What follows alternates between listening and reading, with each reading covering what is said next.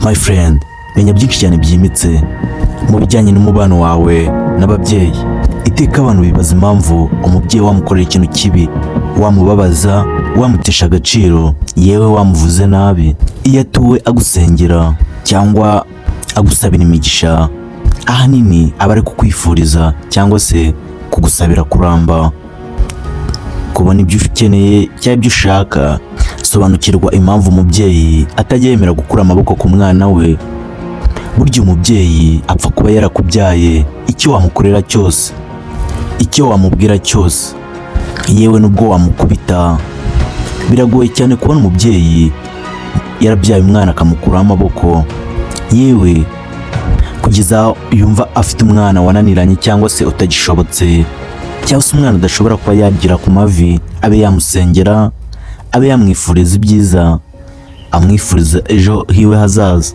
Ariya mpamvu abantu bakomeje kuvuga ngo burya wagira inshuti, wagira abavandimwe, wagira abo mukorana, yewe wagira n'abo mugendana. Gusa umuntu umwe yaravuze ati inshuti musangira yakuvaho, iyo mugendana yakuvaho, yewe n'abo mukorana bakuvaho. Uko waba umeze kose, uko waba ukanura kose, ingendo waba ugenda yose, mu gihe ugihumeka, ugifite umwuka w'abazima, biragoye kubona umubyeyi wawe ashobora kukubara ngo abe yagutesha agaciro cyangwa se abe yakukuraho amaboko, akaba yakwanga. Ari nayo mpamvu uba usanga abantu bakuru bashishikariza urubyiruko kuba bakumvira ababyeyi cyangwa se kuba bakubaha ababyeyi, kuba bafite, kuko iteka abahanga mu by'ubuzima bavuga yuko nimugira amahirwe ukaba ufite chance zo kuba ufite ababyeyi bawe bose, ayo niyo mahirwe akomeye cyane udashobora kuba wakura ku isoko. Niyo mahirwe arenze cyane udashobora kuba wadownloadinga kuri interinete.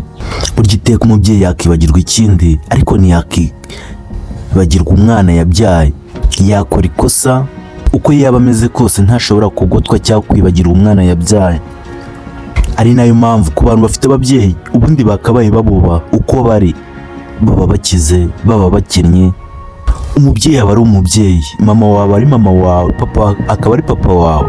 My friend, ntuzumve ko wagezeyo, umve ko wagafashe, umve ko usiga ufite agatubutse, utekereze icyaro uvukamo.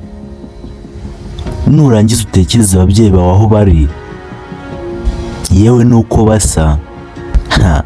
Umva utaberekana, ubereke inshuti zawe, ube wafata umwanya ngo ujye kubasura. My friend, umubyeyi afata amezi 9 akagutwita, akakwitaho, agakora igishoboka cyose kugira ngo ubeho, akanga kurya, akanga kuryama, akanga gusinzira kugira ngo azirikane ko ashaka kukubona uriho kandi umeze neza, utamuteje agahinda. Ariko umaze gukura, ugize amahirwe, ubonye amafaranga, wenda urugero byanze bikunze ufite agatubutse, ariko mu gihe ukimara gutandukana n'iwanyu wisumira nkaho batakwibarutse, batakwitayeho, ahubwo ugasanga ubonye abandi babyeyi. My friend, nimba uzi ko ufite imitekerereze nk'iyo ngiyo, nshuti yanjye, nagira ngo wisabire aka kantu. Iteka uko tugenda, uko tuvuga, abo duhura nabo, akenshi nk'abantu baturuka mu ntara, jya uzirikana yuko iyo uvuye mu ntara, inshuti nyinshi cyane uba ufite zo mu cyaro n'izo uba ufite hano i Kigali nizo nyinshi kuruta izo mu cyaro. My friend, jya uzirikana yuko bariya mwasangiye akabisa n'agahiye, bariya bakuzi, bariya mwariranywe, bariya mwakuranye, yewe na bariya bakureze, mu byo uzakora byose jya uzirikana yuko bariya ari bo buzima bwawe. Bariya nibo ugomba gufata nk'umwami, nibo ugomba gufata nk'icyitegererezo ku buzima bwawe. Nshuti, wikumva ko wihagije, urihagije yego, uyu munsi biremeye, ejo nibyanga uzabakenera. iteka mu byo uzakora byose, aho uzajya hose, aho uzakandagira hose, yewe n'ibiryo uzarya, ibyo uzanywa, mu gihe wicaye utekanye, jya ugerageza wibuke n'abagize uruhare mu iterambere ryawe. Ugerageze wibuke abagize uruhare mu gukura kwawe, mu kuba warakuze ukaba umuntu w'umugabo.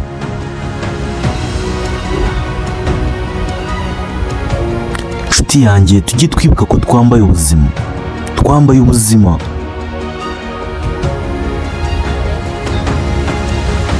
Twambaye ubuzima, ejo cyangwa ejo bundi ntabwo waba ugihagaze cyangwa se uba umeze uko wifuza. Ibihe birahinduka, isi ihora yikaraga. Ari nayo mpamvu umubyeyi wawe akimara kubyuka ari kugenda mu nzira, icyo yaba ari gukora cyose, waba umwanga, waba ukora iki, ntajya ahagarika amasengesho, ntajya ahagarika kugusengera. Iyo migisha yose ufite rero, ntuzumve ko wakoze cyane ukumva ko nyine ibyo ufite wabikoreye.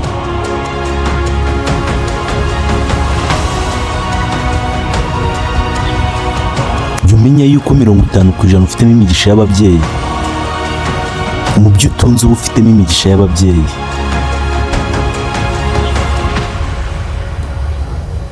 Inshuti zawe zishimishwa no kubona mwasohotse, mwagiye guspendinga amafaranga, ariko mama wawe ntashimishwa n'amafaranga wamwoherereje, ahubwo ashimishwa no kukubona uri muzima. Ashimishwa no kubona umwana we ameze uko abyifuza. Ashimishwa no kukubona. Ariko hari benshi usanga baba bafite amafaranga cyangwa se bafite ubushobozi buhagije, ugasanga ngo nk'umuntu afite amafaranga avuka nko mu ntara, ariko amaze nk'imyaka 10 atarasubirayo, atarajyayo.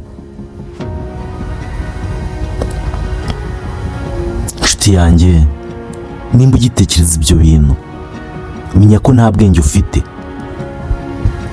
kuko burya hari abantu benshi cyane, benshi babifuza kuba batekereza nkawe, mu kujya gusura ababyeyi mu cyaro. Umuntu akaba yifuza kuba yashishikazwa no kujya gusura umubyeyi we mu cyaro, ariko hari abadafite ababyeyi, bakora bakazirikana ko barezwe ariko nta babyeyi bafite. Ariko iteka ukajya usanga bicaye bavuga ati, ubu ngubu urugero ndiho mu myaka mfite, aka kanya iyo nza kuba ngifite ababyeyi,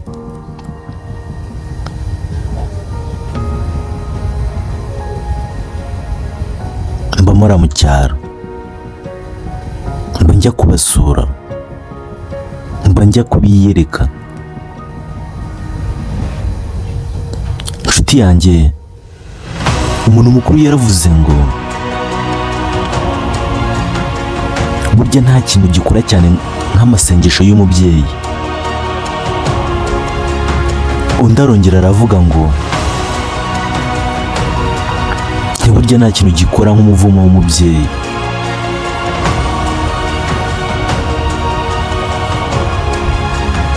Ibyo uzakora byose,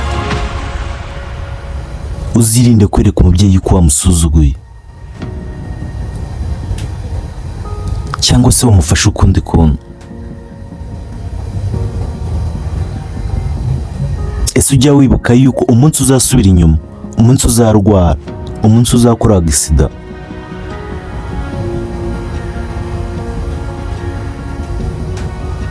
waba uzi yuko mama wawe ariwe ushobora kuzatega iya mbere akaba akuriho mu bitaro? ese waba uzi impamvu umunsi nk'umunsi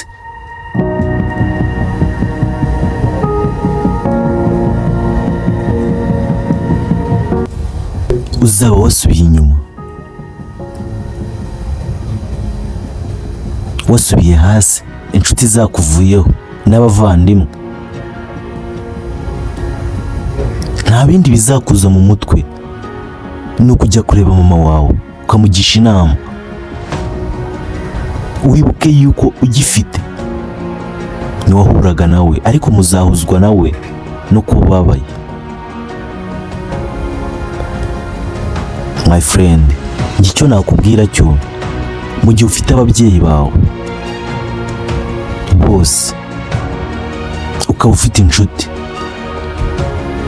ufite abavandimwe, ndetse waragiriwe umugisha wo kubaka icyizere mu bantu, warubatse urukundo mu bantu, urakomeye. Ayo mahirwe ntuzayapfusha ubusa.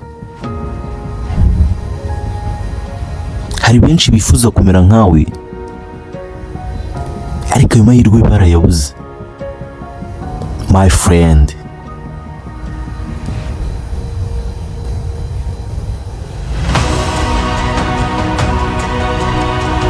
tumenye ubwenge,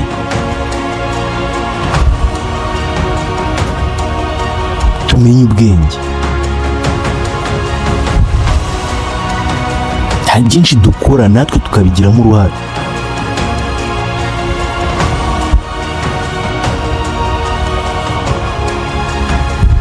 So, njyewe mwari mucyumva, ndacyari Dr. Senga TV nk'ibisanzwe. Ku bantu duhurira kuri YouTube, kora subscribe, like, share and comment. Ni Dr. Senga TV nk'ibisanzwe. Kuri TikTok, kora follow. Kuri Instagram, kora follow. Ndabakunda cyane my friend, kandi nimba uzi neza ko ukunda Dr. Senga TV ubimubwire muri comment.